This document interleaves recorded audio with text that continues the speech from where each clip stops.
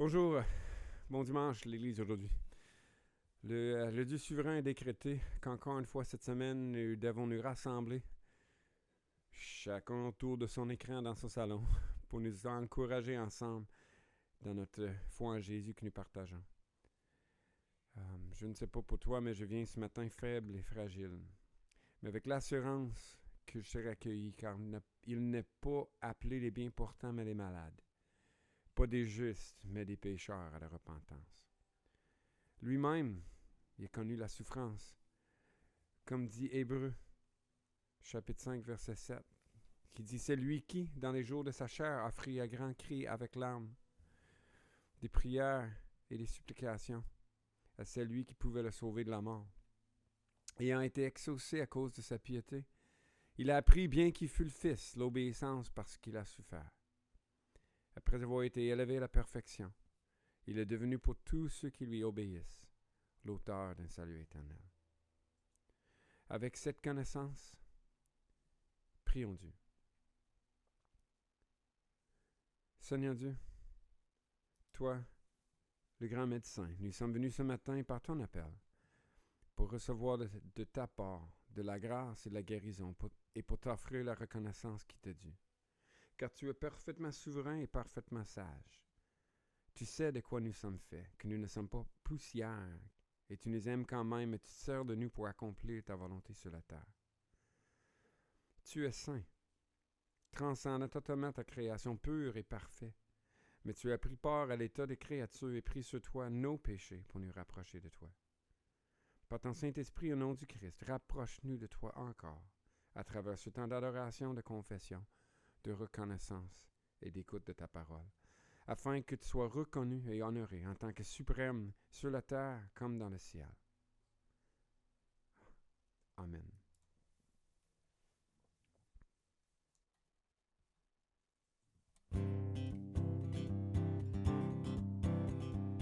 L'Éternel est mon berger, de rien je ne manquerai. Oh mon âme, chante mon âme, pas à pas il me conduit, au bord des eaux calmes je le suis. Oh mon âme, chante mon âme, oui toujours le bonheur et la grâce m'accompagneront devant sa face, dans sa présence, tellement de joie, tellement de joie. Et tant qu'il se trouve auprès de moi, aucun mal, mon âme, tu ne craindras.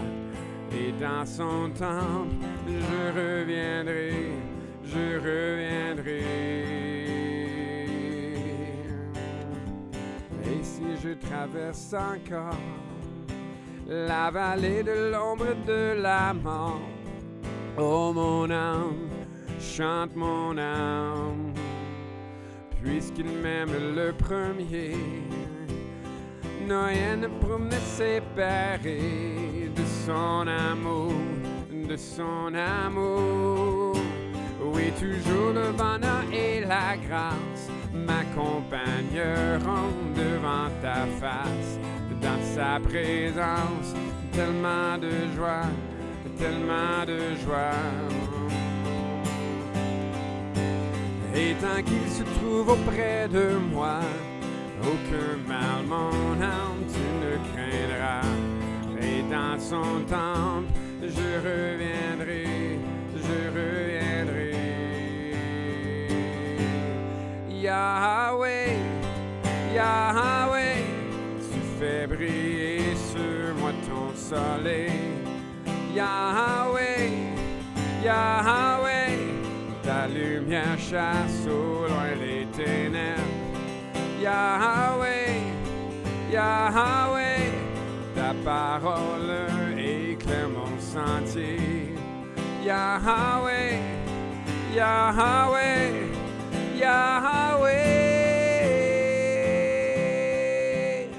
Bientôt il viendra me chercher, et dans sa maison j'habiterai. Oh mon âme, chante mon âme, sans cesse jusqu'à son retour. Mon âme chante son amour tous les jours, tous les jours. Oui, ben, m'accompagneront devant sa face, dans sa présence, tellement de joie, tellement de joie. Et tant qu'il se trouve auprès de moi, aucun mal, mon âme, tu ne craindras. Et dans son temple, je reviendrai, je reviendrai. Yahweh, Yahweh, tu fais briller sur moi ton soleil. Yahweh, Yahweh, la lumière chasse au loin les ténèbres. Yahweh, Yahweh, ta parole éclaire mon sentier. Yahweh, Yahweh, Yahweh.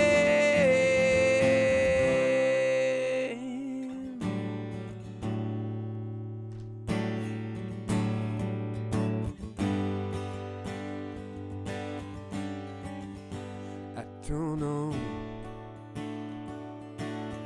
les monts vacillent et s'effondrent. À ton nom, les flots s'agitent, les mers grondent. À ton nom, les anges s'inclinent, la terre se réjouit, ton peuple s'écrie. Seigneur de la terre, nous exaltons ton grand nom, remplissant le ciel de nos louanges, nos louanges. Yahweh, Yahweh, nous aimons proclamer ton nom. À ton nom, le jour s'éveille dans la gloire. À ton nom, la nature dit ton histoire. À ton nom, les anges s'inclinent, la terre se réjouit, ton peuple s'écrie. Seigneur de la terre, nous exaltons ton grand nom, remplissant le ciel de nos louanges, nos louanges. Yahweh, Yahweh, nous aimons proclamer ton nom. Notre Dieu est sans égal, nous te louons, louons. Dieu est sans égal, nous chantons, nous chantons. Notre Dieu est sans égal, nous te louons, louons. Dieu est sans égal, nous chantons, nous chantons. Notre Dieu est sans égal, nous te louons, louons. Jésus notre Dieu, nous chantons. Seigneur de la terre, nous exaltons ton grand nom, remplissant le ciel de nos louanges, nos louanges. Ave, Ave, nous aimons proclamer ton nom.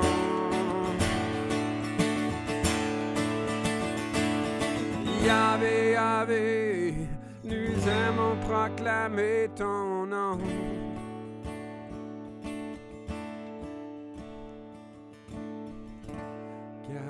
Garde-moi à genoux,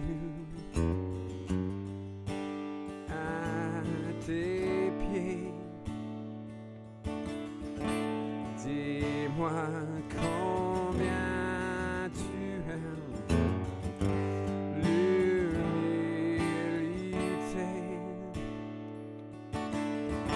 Saint-Esprit, sois l'étoile qui conduira vers le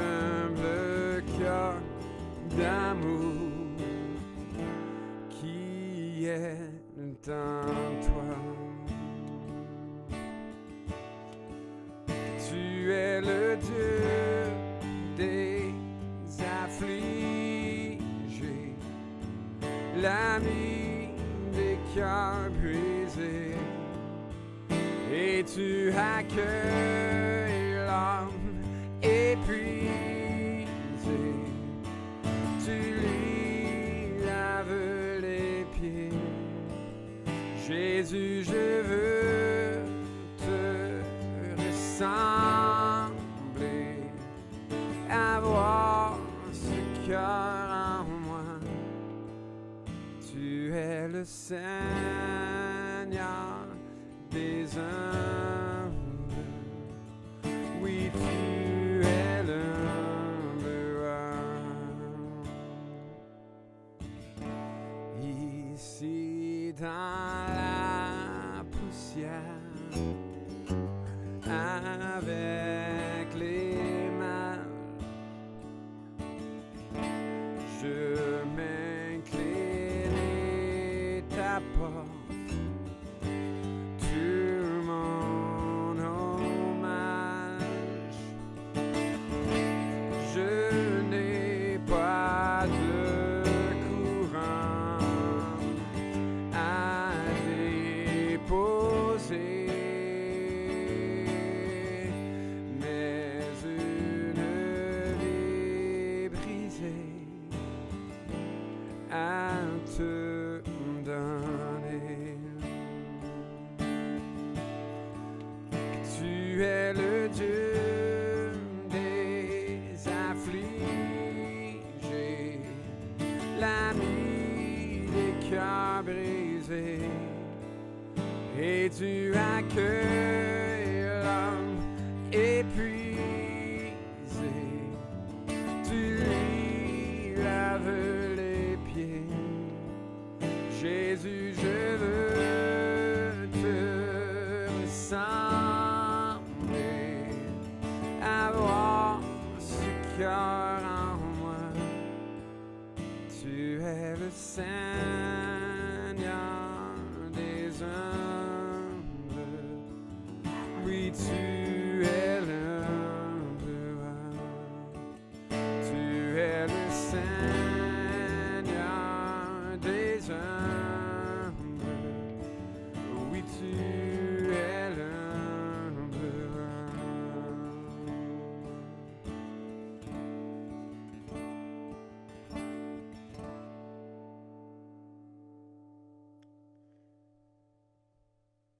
Puis c'est avec cette humilité que nous voulons juste rappeler la loi de Dieu, qu'on trouve exprimé un résumé dans ces textes ici du Michée 6-8 qui dit « On t'a fait connaître, ô homme, ce qui est bien, et ce que l'Éternel demande de toi, c'est que tu pratiques la justice, que tu aimes la miséricorde, et que tu marches humblement avec ton Dieu. » Prions. Dieu miséricordieux, nous venons devant toi, des faibles créatures aux âmes malades et incapables de tout bien. Notre faiblesse n'enlève pas notre culpabilité devant toi, quand nous sommes aussi rebelles. Nous confessons que dans l'orgueil, nous sommes élevés au-dessus de toi. Nous avons déterminé pour nous-mêmes ce qui est bien, ce qui est mal. Nous avons pensé avoir la force d'accomplir ce qui est bien sans ton aide. Mais nous nous humilions devant toi, reconnaissant notre misère, notre faiblesse, la maladie de notre âme et de notre esprit.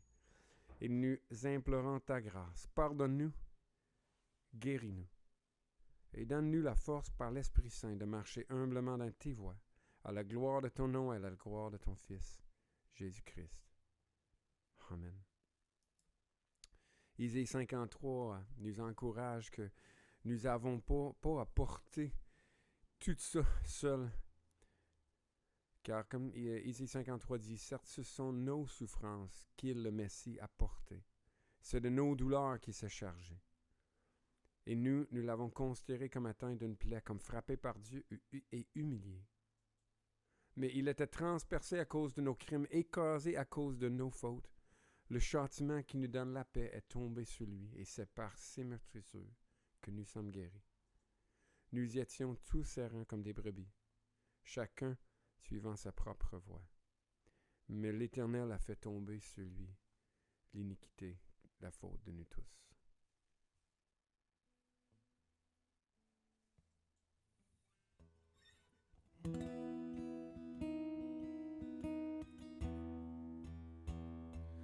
Tu m'as ébloui par tes mélodies, tu m'entoures d'un chant d'amour,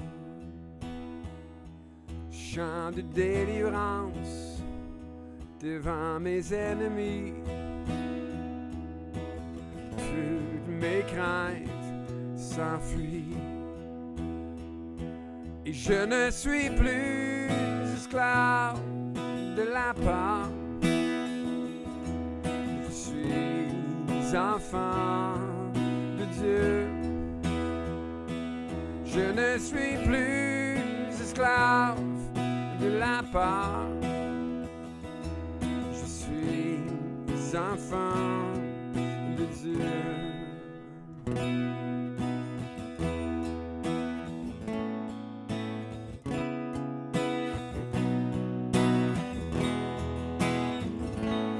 Avant ma naissance, tu m'avais choisi,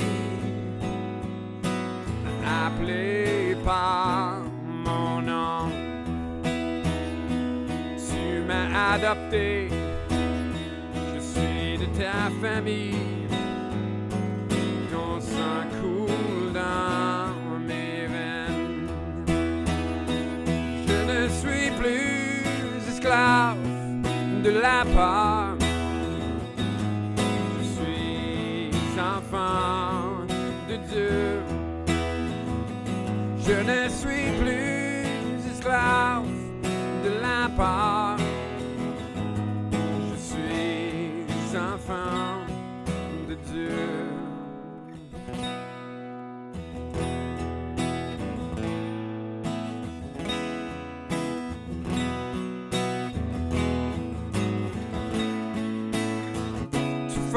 La mer et je peux la traverser.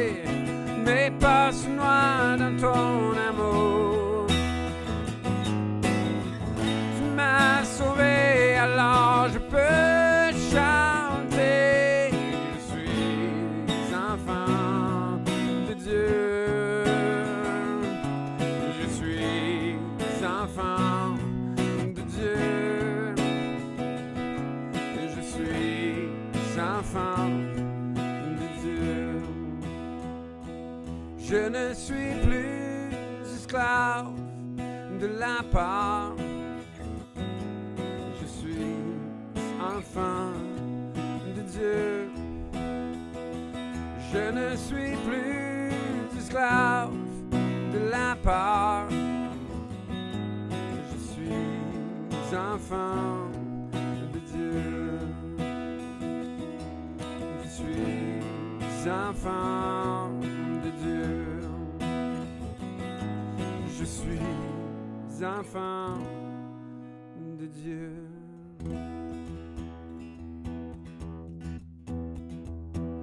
Qui brise le pouvoir du mal de la mort, qui aime d'un amour si puissant, si fort. C'est le roi de gloire, il est le roi des rois. Qui secoue la terre par un saint tonnerre, qui nous émerveille par tant de mystères. C'est le roi de gloire, il est le roi des rois. Quel incomparable, quel amour infini, que tu aies pris ma croix, que tu sois mort pour moi.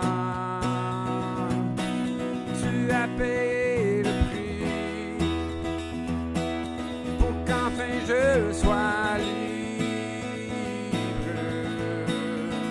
Oh Jésus, je te chante pour ce que tu as fait.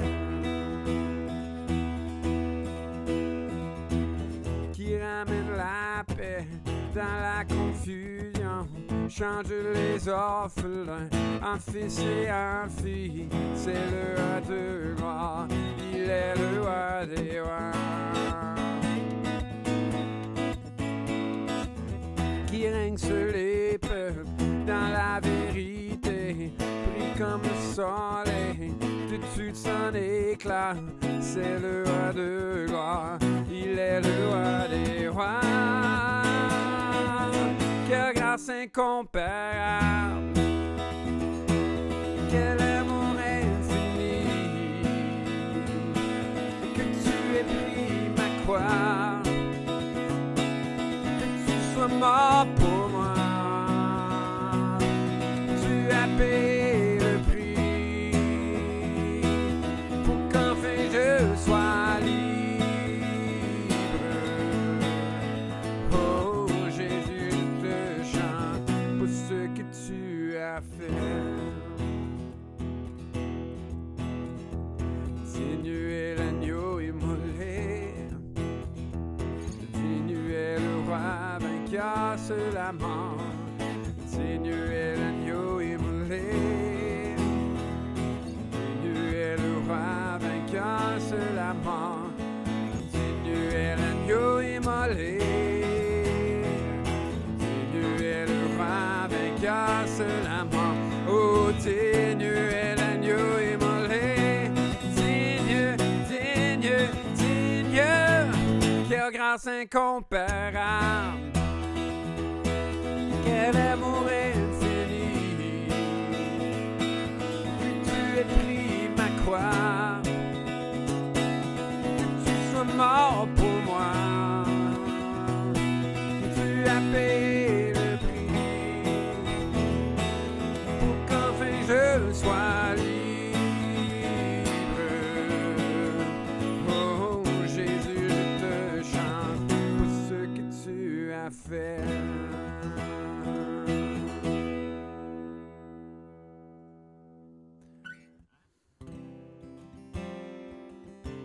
Avant la prière pastorale avec Mathieu, je pense, on va juste chanter le Notre Père, cette prière que Jésus nous a enseigné à prier, pour nous rappeler comment il désire qu'on s'approche de lui. Je remarque que ça commence avec Notre Père, l'essence du christianisme.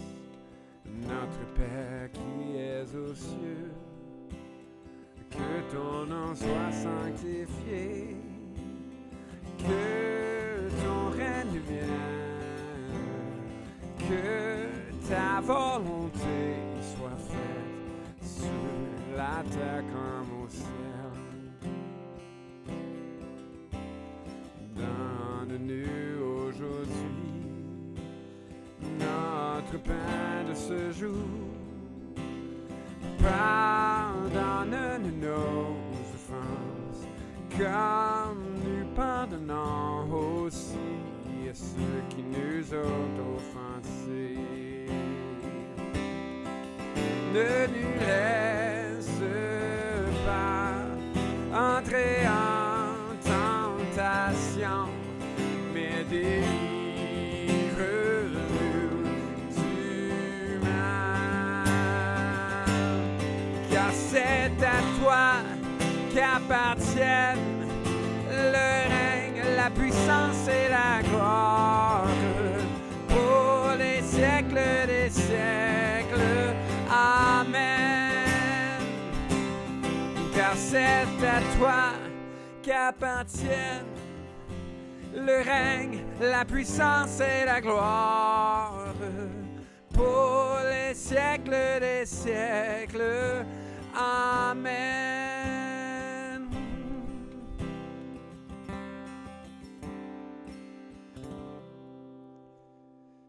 Donc, sur ce, je vous souhaite un bon dimanche, bonne restant de la réunion.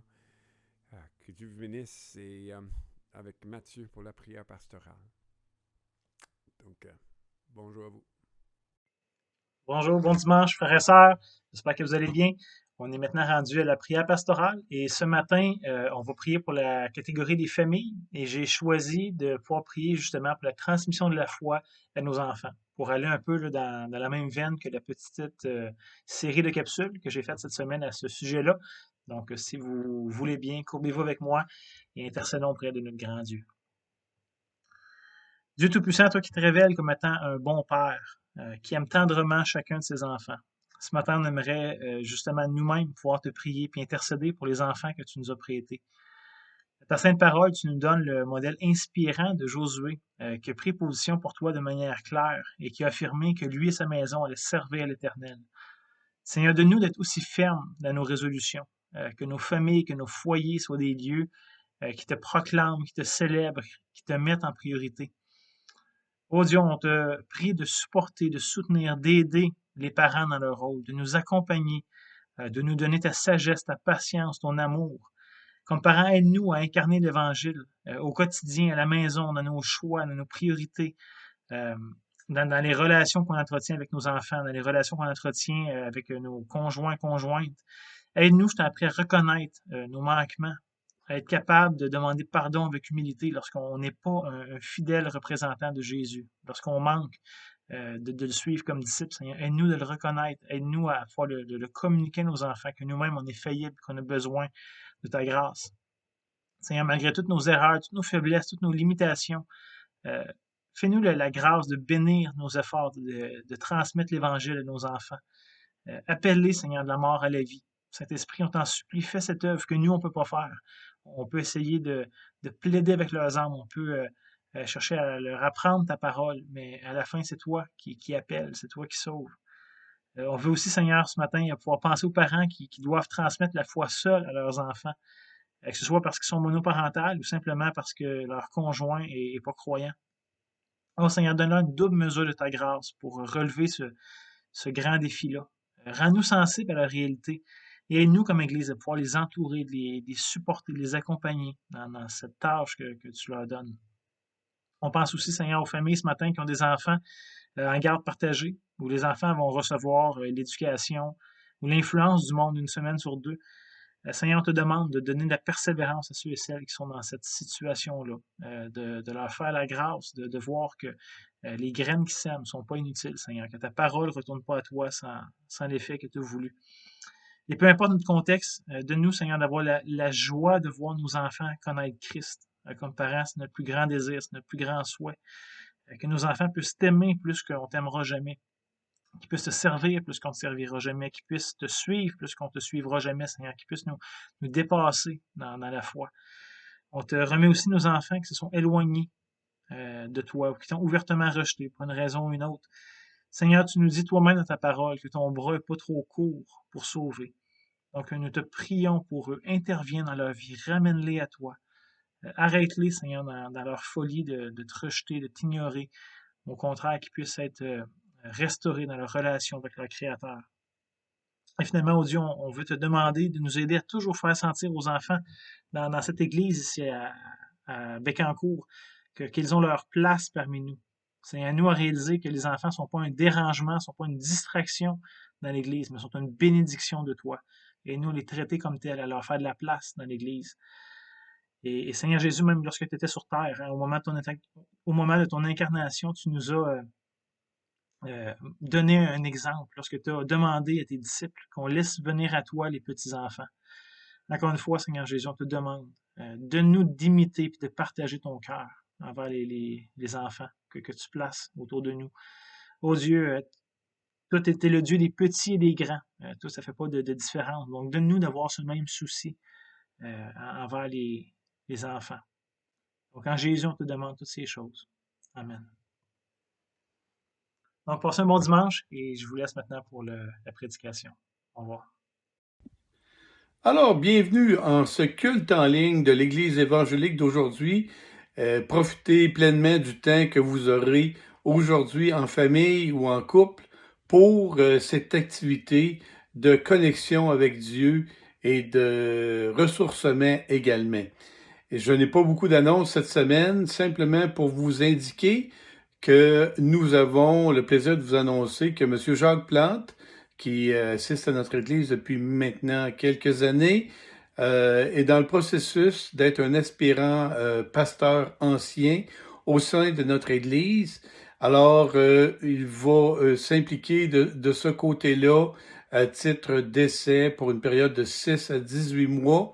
Et par la suite, on verra ce qui arrivera de ce côté-là. On espère, bien entendu, que tout ça aille pour le mieux, à la fois des deux côtés. C'est une période d'essai de ce côté-là. Et nous sommes bien heureux que Jacques répond à l'aspiration que Dieu a mis sur son cœur et pour débuter ce processus. Également, je rappelle que l'Assemblée des membres qui était prévue dans 2 semaines, en fait la semaine prochaine, est reportée dans une date indéfinie étant donné l'état de la pandémie actuellement. Alors, c'est tout pour cette semaine et bon culte pour la suite. Bonjour à tous et à toutes, j'espère que vous allez bien. C'est encore une fois un plaisir et un privilège pour moi de pouvoir vous annoncer la parole de Dieu. Mais avant qu'on commence, j'aimerais qu'on puisse prier ensemble. Seigneur, merci pour ta parole qui est une lampe à nos pieds et une lumière sur notre sentier. Parle-nous ce matin, dispose nos cœurs à t'entendre et produis du fruit dans nos vies par ce texte. Dans le nom de Jésus. Amen. Donc ce matin, on continue dans l'évangile de Marc, dans notre série qu'on avait commencé, que vous avez vu depuis plusieurs semaines déjà. Et jusqu'à maintenant, on a vu que tout au long de son évangile, Marc veut nous démontrer, nous convaincre que l'affirmation qu'il a faite au début de son évangile, que Jésus est le Christ, le Fils de Dieu, est bel et bien vrai. Il rapporte donc que ses actions, ses paroles et ses paroles de Jésus appuient sa déclaration. On voit qu'au travers de son ministère, les gens se demandent qui est Jésus. On le considère comme un Jésus mystérieux, un Jésus méconnu. Depuis le début de son ministère, on voit qu'il ne passe pas inaperçu. On se rappelle qu'on a vu jusqu'à maintenant qu'il enseignait avec autorité et avec puissance, ce qui n'était pas le cas des chefs religieux de l'époque. Les gens sont frappés par son enseignement. Il a résisté au diable dans le désert, il a fait des miracles, il a guéri des maladies, il a même guéri la lèpre, que vous vous rappelez, dans la compréhension de l'Ancien Monde. Seul Dieu pouvait guérir la lèpre. Et non seulement, il n'est pas devenu impur en touchant le lépreux, mais il l'a guéri et il l'a purifié. Donc il inverse la compréhension de son époque. Et comme si ce n'était pas assez, Jésus a même pardonné les péchés d'un homme, chose qui revient encore une fois de manière plus explicite à Dieu seul. Vous vous rappelez, les spécialistes de la loi étaient choqués de l'entendre dire ça. Il disait qu'il blasphémait et il aurait eu raison si ce n'était pas le fait que Jésus est effectivement Dieu. Mais Jésus prouve son point en guérissant l'homme qui était paralytique. Il dit, qu'est-ce qui est plus facile de dire « tes péchés sont pardonnés » ou « lève-toi, prends ton lit et marche » à un homme qui est paralysé. On se rappelle, comme Matthieu l'a expliqué, c'est pas un rhume que guérit. Il n'a pas enlevé de la fièvre. Il y avait des choses dans cet homme-là qui étaient dysfonctionnelles, brisées, déchirées dans ses muscles, dans ses os, dans ses nerfs, qui l'empêchaient de marcher, littéralement. Donc c'est carrément une nouvelle création que Jésus a fait avec cet homme-là, une restauration de ce qui était brisé ou non fonctionnel.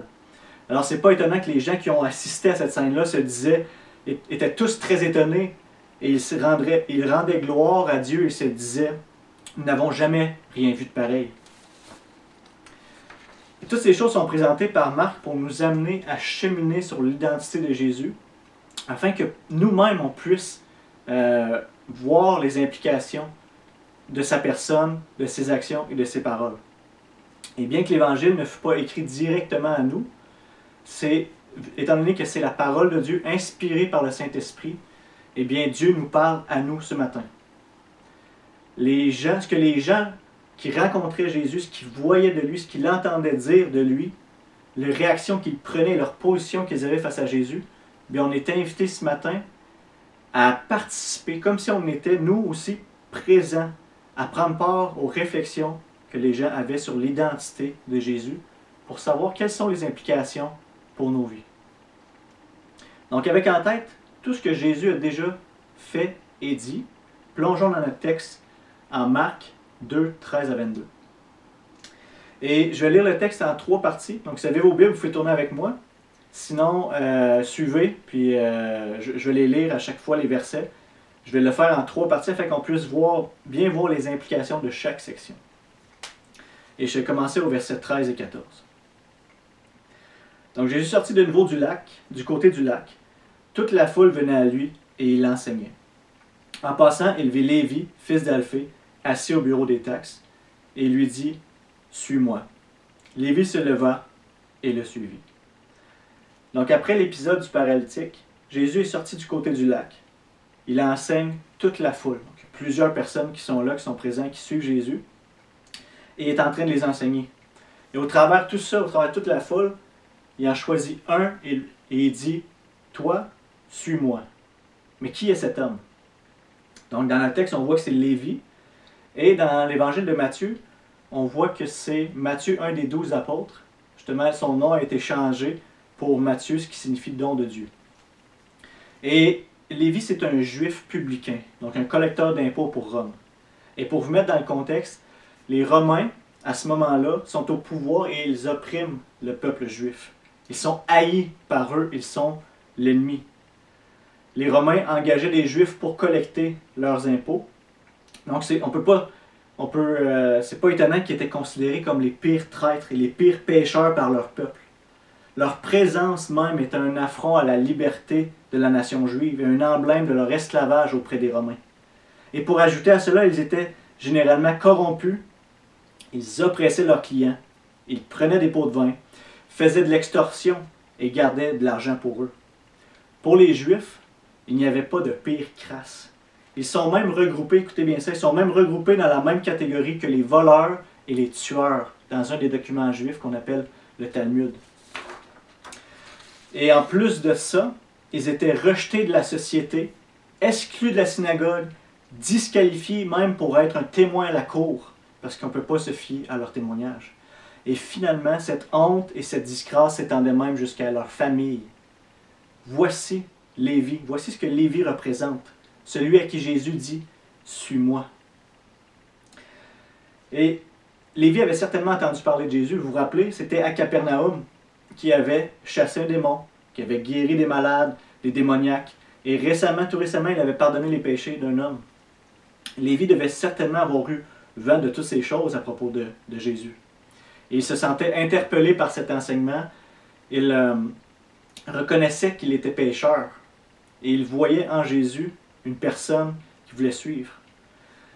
Et il voit un homme, cet homme-là qui agit par la puissance de Dieu, qui annonce la repentance et la bonne nouvelle du royaume, qui vient le voir personnellement, alors qu'une foule le suit et qui lui dit « Suis-moi ».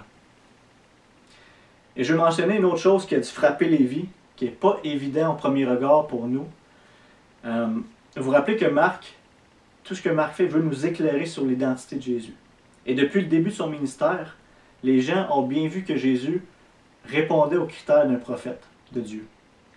Mais il est intéressant de noter que les prophètes, eux, n'osaient jamais appeler les personnes à les suivre, eux. Ils disaient au contraire de suivre Dieu. Il leur apportait la parole de Dieu, il les appelait à la repentance, et ensuite il les pointait vers Dieu, retournez à lui, repentez-vous et retournez à Dieu.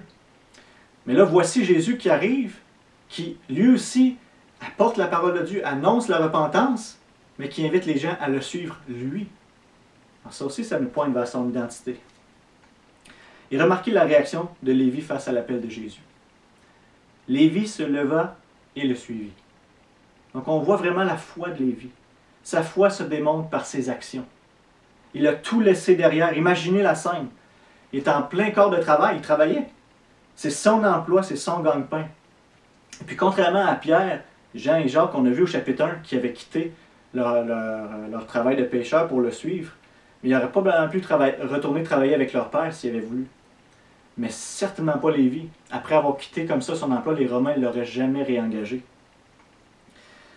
Donc, il se lève et suit Jésus en pleine connaissance de cause. Il vient de perdre son emploi et il n'a plus de revenus. Rappelez-vous, en raison de son travail, il était rejeté. Donc là, il n'y a plus de travail, plus de revenus par ça. Rejeté de sa société, donc ce n'est pas la société qui va l'aider. Et aussi amener une disgrâce sur sa famille, sûrement pas avoir de revenus de leur part. Et malgré tout, il ne cherche pas des excuses pour ne pas le suivre. Il n'est pas trop occupé pour répondre à l'appel de Jésus. Il comprend les implications de l'identité de Jésus pour sa vie, pour sa relation avec Dieu, et il sait qu'aucun sacrifice est trop grand pour le suivre. Et toi, ce matin, Jésus t'appelle à le suivre.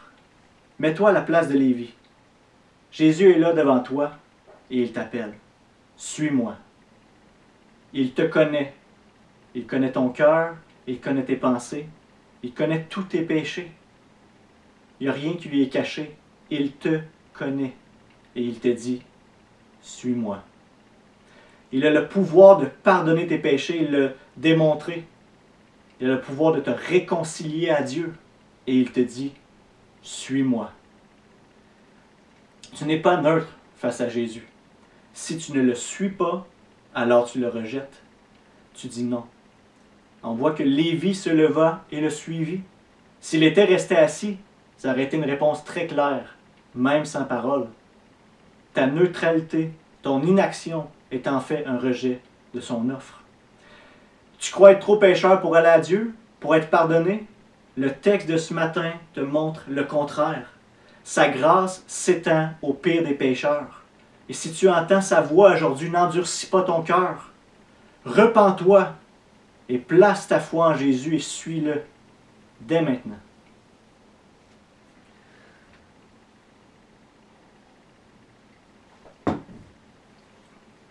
Et pour vous qui avez déjà répondu à cet appel, mes frères et sœurs, vous qui suivez Jésus, j'aimerais vous encourager ce matin à persévérer dans cette marche. Notre Seigneur a dit, si quelqu'un veut être mon disciple, qu'il renonce à lui-même, qu'il se charge de sa croix et qu'il me suive. Le Seigneur était très clair dans ses implications, dans les implications de le suivre. Il ne nous a jamais promis une vie tranquille sans épreuve. Bien au contraire, si nous marchons dans ses pas, nous portons notre croix, comme on vient de lire. Le chemin que nous avons emprunté, la souffrance s'inscrit dans un cadre beaucoup plus grand et glorieux au sein du plan parfait de Dieu. Paul nous rappelle en Romains que tout contribue au bien de ceux qui aiment Dieu, de ceux qui l'aiment. Et par la souffrance, il nous transforme à l'image de Christ alors que nous le suivons. Oui, il y a de la souffrance ici-bas, mais notre fin, comme celle de notre Seigneur, c'est la gloire. Paul, encore en Romains, nous dit que les souffrances du moment présent ne sont pas dignes d'être comparées à la gloire qui va être révélée pour nous. Je sais que ce n'est pas facile pour plusieurs d'entre vous en ce moment à cause de la pandémie. La plupart d'entre vous avez votre lot de souffrances. Mais rappelez-vous qui vous suivez. On suit notre Sauveur qui n'a pas eu honte de nous appeler, qui n'a pas honte de nous appeler ses frères et sœurs. Notre souverain grand prêtre, assis à la droite de Dieu, qui n'est pas indifférent à nos souffrances, mais au contraire, qui est rempli de compassion envers nous et qui est présent avec nous en tout temps. Donc, continuons de le suivre fidèlement. Mais faisons-le, comme l'auteur aux Hébreux nous dit si parfaitement à Hébreux 12, en gardant les regards sur Jésus, qui fait naître la foi et la mène à la perfection. Écoutez bien, en échange de la joie qui lui était réservée, il a souffert la croix, en méprisant la honte qui s'y attachait, et il s'est assis à la droite du trône de Dieu. Pensez en effet à celui qui a supporté une telle opposition contre lui de la part des pécheurs, afin de ne pas vous laisser abattre par le découragement. Ne nous décourageons pas. Persévérons dans les pas de Christ en marchant d'une manière digne du saint appel qu'on a reçu. Non pas de nos propres forces, mais par le Saint-Esprit qui agit puissamment en nous et qui nous a donné tout ce qui était nécessaire à la vie et à la piété. Donc on va continuer dans notre texte au verset 15 et on va aller jusqu'au verset 17 pour voir la prochaine scène que Marc nous rapporte. Comme Jésus était à table dans la maison de Lévi, beaucoup de collecteurs d'impôts et de pécheurs se mirent aussi à table avec lui et avec ses disciples, car ils étaient nombreux à le suivre. Le voyant manger avec les collecteurs d'impôts et les pécheurs, les spécialistes de la loi et les pharisiens dirent à ses disciples, « Pourquoi mange-t-il avec les collecteurs d'impôts et les pécheurs ?» Jésus, qui avait entendu, leur dit, Ce ne sont pas les bien portants qui ont besoin de médecins, mais les malades. Je ne suis pas venu appeler les justes des justes, mais des pécheurs à changer d'attitude.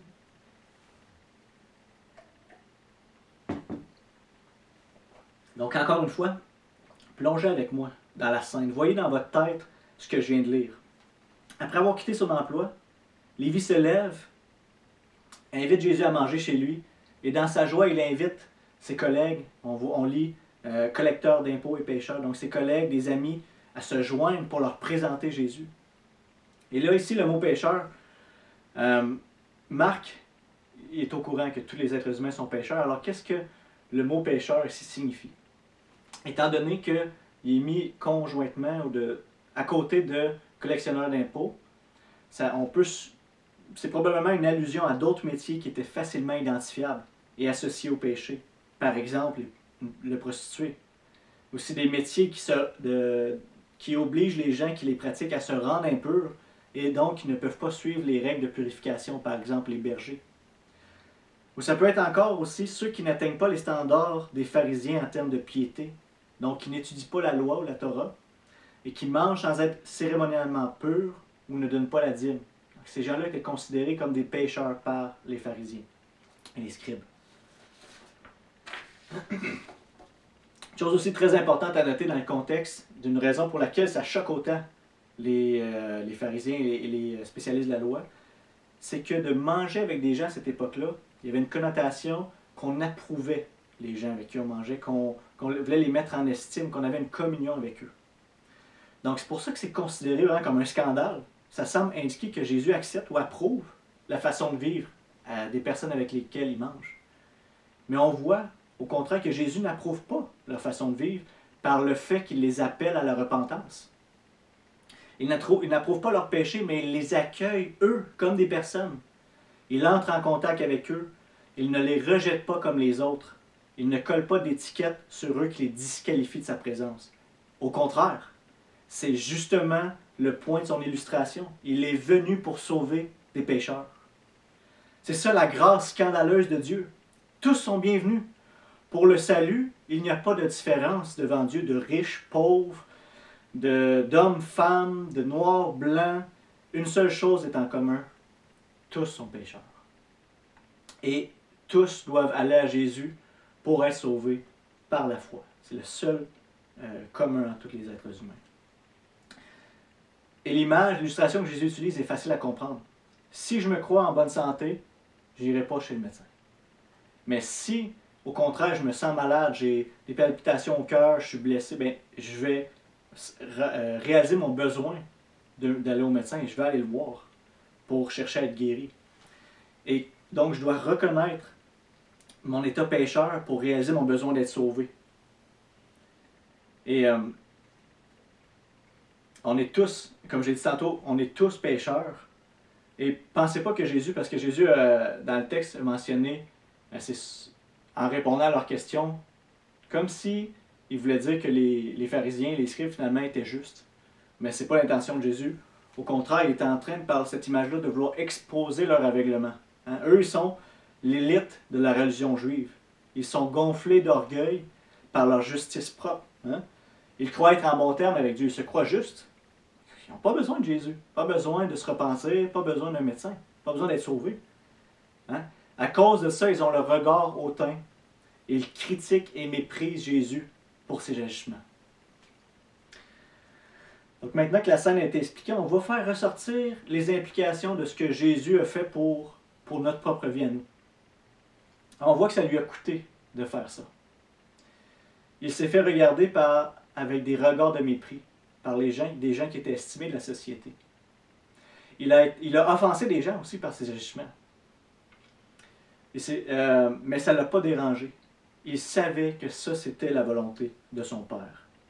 Donc pour les pharisiens, c'était des gens à regarder avec mépris, à haïr. Mais pour Jésus, c'était des gens de qui on devait avoir compassion. Des gens qui avaient besoin d'un sauveur. Donc qu'est-ce que ça dit pour nous, ça? Est-ce que la crainte des hommes est plus forte que la crainte de Dieu? Est-ce que notre peur de déplaire et d'être jugé, notre désir de préserver notre image est plus grande est plus forte que notre désir de plaire à Dieu? Sommes-nous prêts à suivre Jésus dans ces situations qui risquent de nous coûter, de nous apporter nous aussi les mêmes conséquences, des conséquences semblables que notre Seigneur a subies à ce moment-là? Avez-vous des gens en tête que vous vous dites, ils n'accepteront jamais l'Évangile, ils sont ben trop pécheurs? Réalisez-vous l'absurdité de cette déclaration-là quand on y pense? C'est le contraire de ce que Jésus a dit. C'est pour des gens comme eux que Christ est mort. Avez-vous étiqueté des personnes dans la société où ce que vous dites, ça c'est des gens qu'on devrait rejeter ou mépriser à cause de leur choix de vie, de fuir ou de seulement les éviter? Eh bien, sachez que ces gens-là, Jésus irait à eux. Donc ce matin, je vous invite, je nous appelle à nous repentir de ce manque d'amour et de compassion. Du même sentiment qu'on peut avoir de justice propre que les pharisiens avaient. Mais au contraire, d'aller étendre cette grâce scandaleuse de Dieu aux pécheurs autour de nous. Oui, on doit amener les gens à Jésus, mais on doit aussi amener Jésus à ces gens-là, aux gens, même ceux qu'on considère comme irrécupérables ou trop pécheurs. Leur dire que la bonne nouvelle est pour eux aussi. Leur présenter ce Sauveur qui s'est abaissé, qui a mangé avec des pécheurs et qui est mort pour des pécheurs.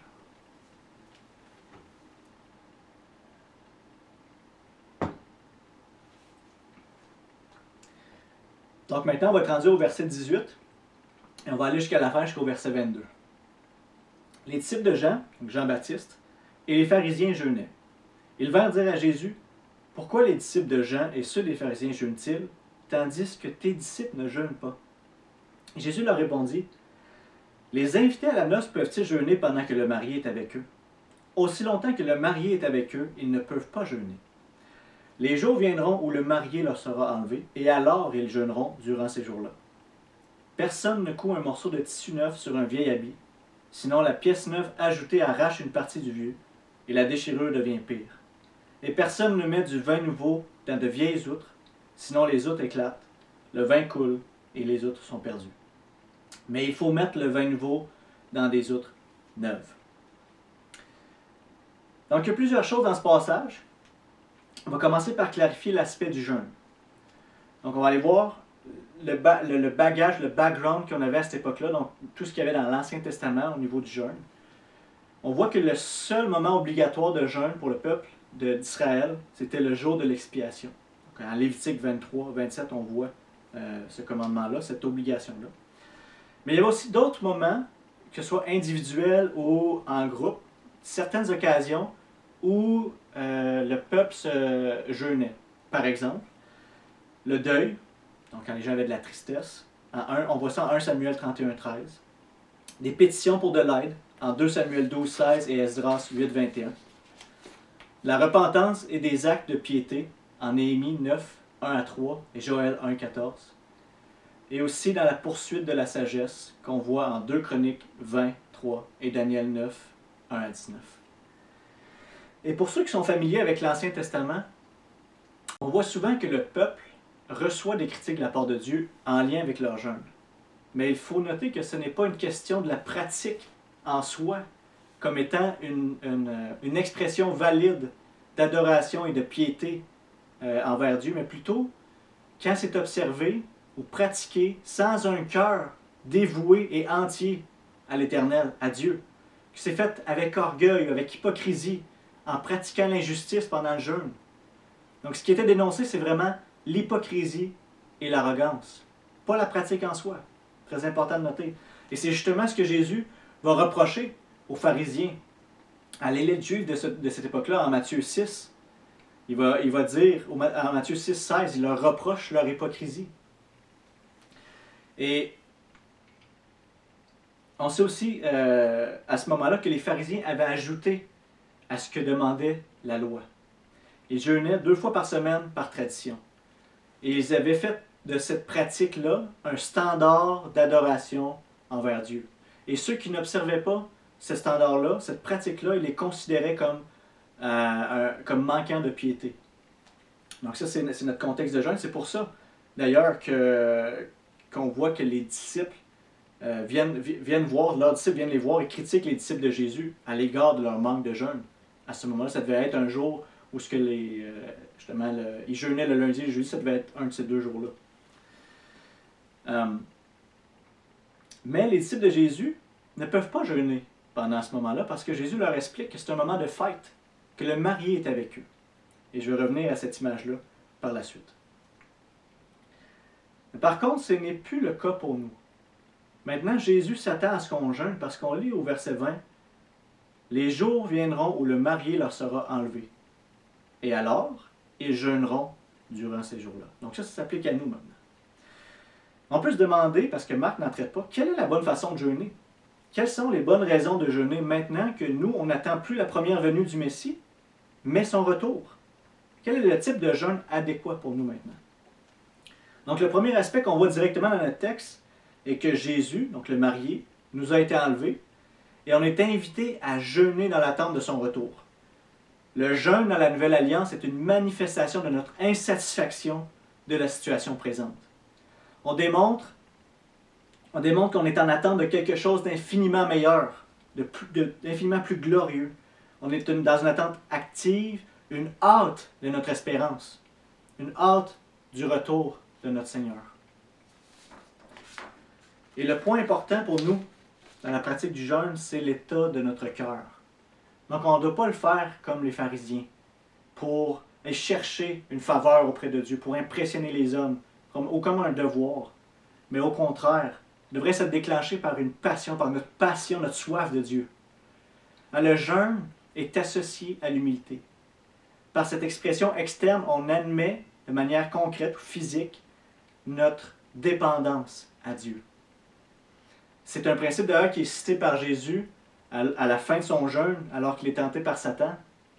Il va dire « L'homme ne vivra pas de pain seulement, mais de toute parole qui sort de la bouche de Dieu. » Donc, en étant jumelé à la prière, le jeûne devient une partie intégrante d'un style de vie pieux.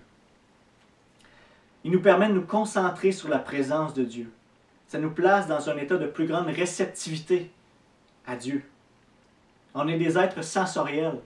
On vit par nos sens. On goûte, on touche, on sent. Donc, puis on va le voir, hein, quand on a faim, quand on ressent la faim, notre ventre gargouille. Puis quand ça fait longtemps, ça peut même faire mal. Donc, on le voit. Mais de la même manière, quand notre âme n'est pas nourrie, quand on ne passe pas du temps régulièrement dans la présence de Dieu, eh bien, c'est le même principe qu'avec la nourriture pour notre corps. Mais on ne le ressent pas. Alors, ce que le jeûne vient faire, ce qu'il vient accomplir, c'est qu'il nous aide à nous rappeler cette réalité-là, du besoin de notre âme, de la présence de Dieu comme nourriture spirituelle. Donc, quand on jeûne, le gargouillement de notre ventre vient nous rappeler constamment, régulièrement, notre besoin de Dieu. Ça nous attire en prière vers Dieu. Ça nous attire à rechercher sa face, à rechercher sa sagesse dans certaines situations où on a besoin de sa direction. Ça nous apporte à se confier en lui dans les épreuves.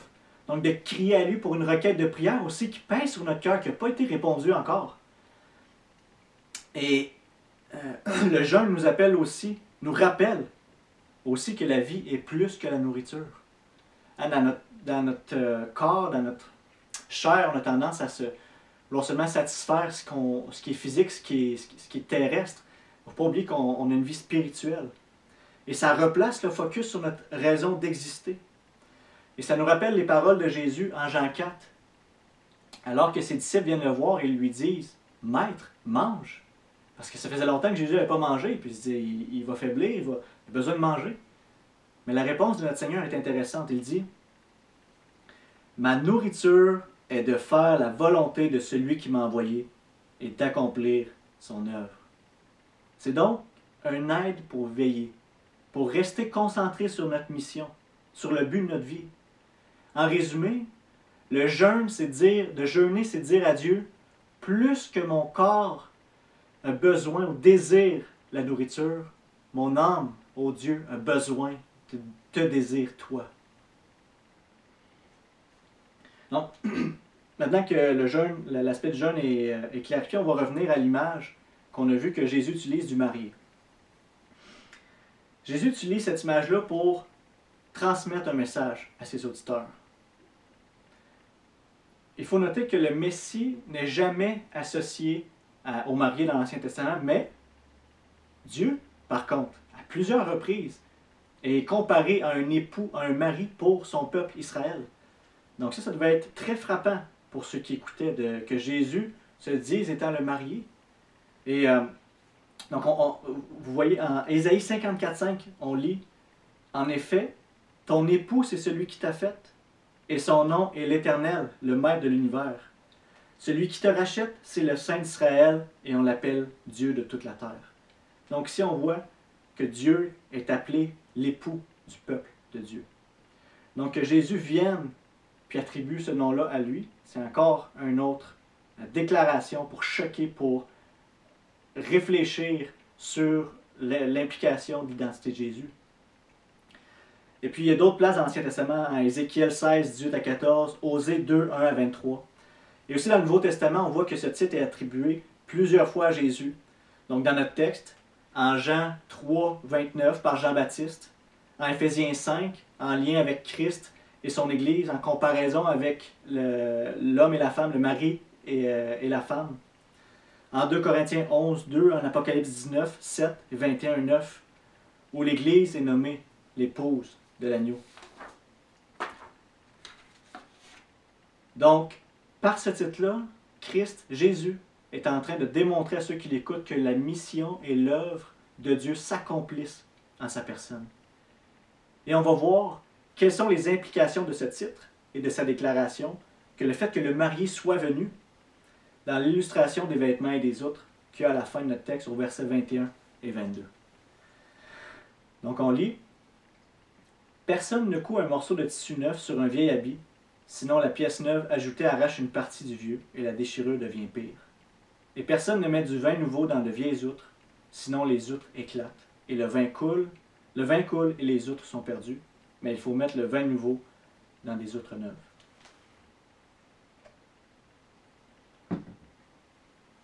Donc, le côté pratique de cette image-là, c'est que le vêtement, même si tu patches un vieil habit avec du tissu neuf, le tissu du vêtement usagé est quand même usagé, il a quand même fait son temps, il est quand même plus fragile. Et puis, il va déchirer, puis même ça va être pire qu'avant que tu aies cousu le neuf. Et l'outre, le point de l'outre et du vin, c'est que à cette époque-là, l'outre était faite avec du cuir qui était élastique. Et la première batch qu'on mettait dedans, c'était du jus de raisin. Et puis en fermentant, produisait du gaz qui faisait que l'outre devait s'élargir et s'adapter, s'élancer pour que le vin fermente produise son gaz. Mais une fois que l'outre a été élancée par le vieux vin, l'outre a perdu son élasticité et devient maintenant rigide, raide. Et de mettre du nouveau vin dedans, dans le même processus de fermentation, ça pèterait l'outre, elle ne serait plus élastique. Donc, on perdrait et l'outre et le vin. Donc, ça, c'est le point pratique de l'image. Mais ce que ça veut dire aussi, parce que Jésus veut transmettre un message en disant ça, c'est que la condition spirituelle d'Israël est déjà problématique. On voit, si on a besoin de mettre une patch neuve sur le vêtement déchiré, c'est parce que le peuple d'Israël a déjà une condition spirituelle qui a besoin d'être réparée. Mais pas réparée seulement en patchant, mais pas en ajoutant quelque chose, mais quelque chose de complètement nouveau. On ne peut pas simplement ajouter Jésus et son enseignement à ce qu'il faisait déjà. Il a besoin de quelque chose de nouveau. Ceux qui veulent suivre Dieu ne doivent pas rester sous l'ancienne alliance. C'était l'ombre des choses à venir. Les sacrifices animaux pour le pardon des péchés, l'adoration dans le temple, les fonctions de roi, de prophète, de prêtre, pointaient tous vers Jésus et s'accomplissent en lui et par lui. Donc, Jésus est l'accomplissement de la loi. Et il est venu inaugurer une nouvelle alliance en son sang. Vous voyez le contraste entre les deux alliances, ce qu'on lit en Actes 13, 38 et 39, alors que Paul s'adresse à des Juifs. « Il sachez-le donc, mes frères, c'est par lui, Jésus, que le pardon des péchés vous est annoncé. Et c'est par lui que toute personne qui croit est libérée de toutes les fautes dont vous ne pouviez pas être libérés par la loi de Moïse. Ainsi, Faites attention qu'il ne vous arrive pas ce qu'il est dit dans les prophètes. Regardez, vous qui êtes pleins de mépris, soyez étonnés et disparaissez, car je vais faire à votre époque une œuvre que vous ne croiriez pas si on vous la racontait. » Et c'était exactement ce qui est en train d'arriver aux pharisiens, aux scribes, aux gens qui rejettent Jésus dans le texte qu'on voit ce matin. Donc Jésus est en train de leur dire, le vieux vin a fait son temps, l'ancienne alliance a fait son temps, et la vieille outre a fini sa durée de vie. Il y a une nouvelle alliance qui vient. Le vin nouveau est arrivé avec la venue du Messie, du marié.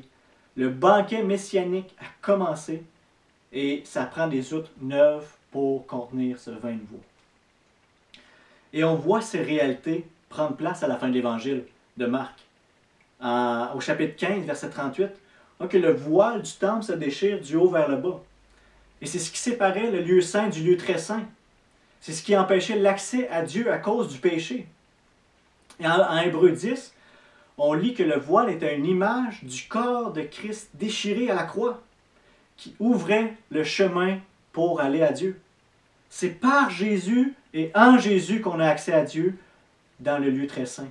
Son œuvre change tout le système d'adoration.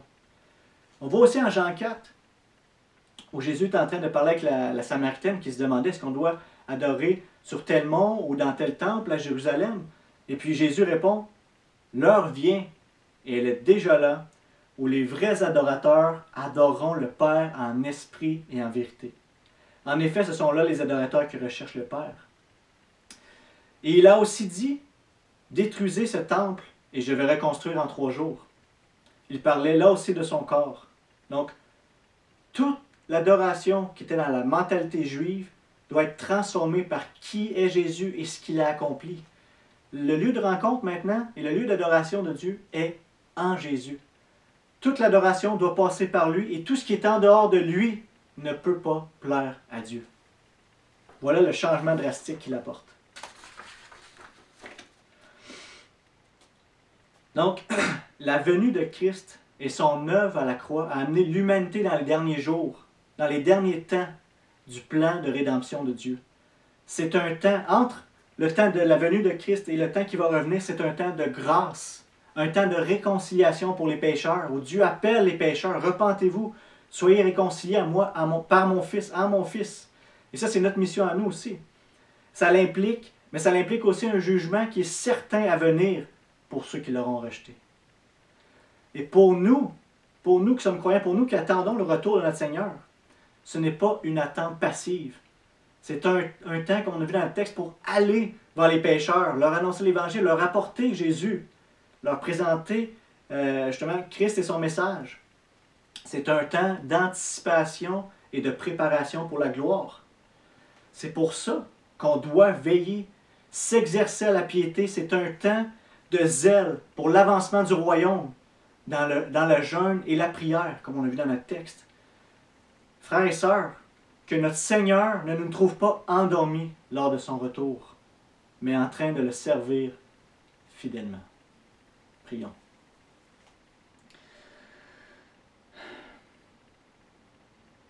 Seigneur Jésus, tu es Dieu fait chair.